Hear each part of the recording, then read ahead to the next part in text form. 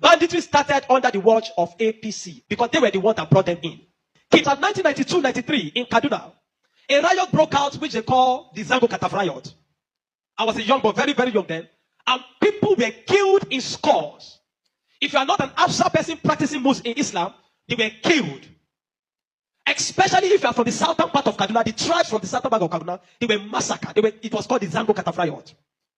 And if the next thing they do is to burn churches, kill Christians, and then if they are done with that, then they focus on businesses that is for Igbo people, Igbo-owned businesses, and they destroyed it.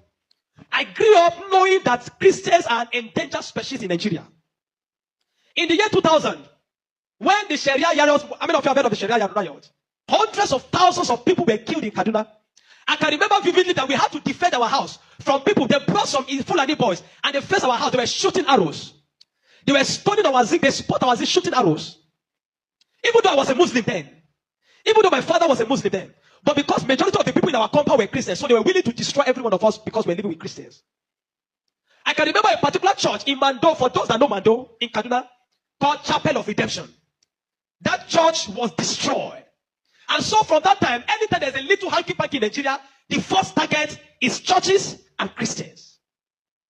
And this has prevailed for a long time. That even if there's a problem with in another country, the Muslim and the Hausas in Nigeria will rise up and begin to kill Christians. How many of you remember the Miss World crisis in 2002, 2001, 2002?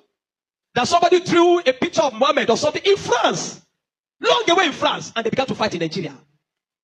Are you following me? Christians are endangered species. Now let me give you, and that's how it has continued.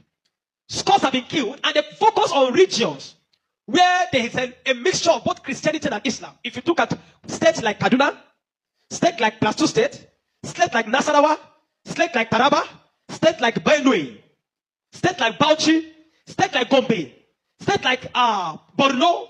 These are places where they focus on because they intend to eliminate every living Christian in that place. Anybody that debunks it is a total lie because I have grown and lived in the north. I've spent 80 to 80% of my life in the north, so I understand this thing. Several times, I cannot forget the Sharia riot. We were running for our lives. Even though we are Muslims, but we're still running because as far as you are not of the ethnic group practicing what they practice, you are a victim. You can be burnt alive. Many of us saw human beings that were burnt alive, like roasted like yam. And it has been going on for a long time. The genocide against the Christian faith. Are you with me? Many years ago, in Kano State, a man was beheaded. And anything they talk about there, he said blasphemy. And guess who was the person that led it? The man called Sanusi Lamido Sanusi was the one that led him on. And they beheaded him, they killed the Igbo man. They killed him and they put his head on the stake and they were using it to parade the city. You understand of a woman also that is an evangelist. Evangelist Eunice that was preaching about 2016 or 18 in Abu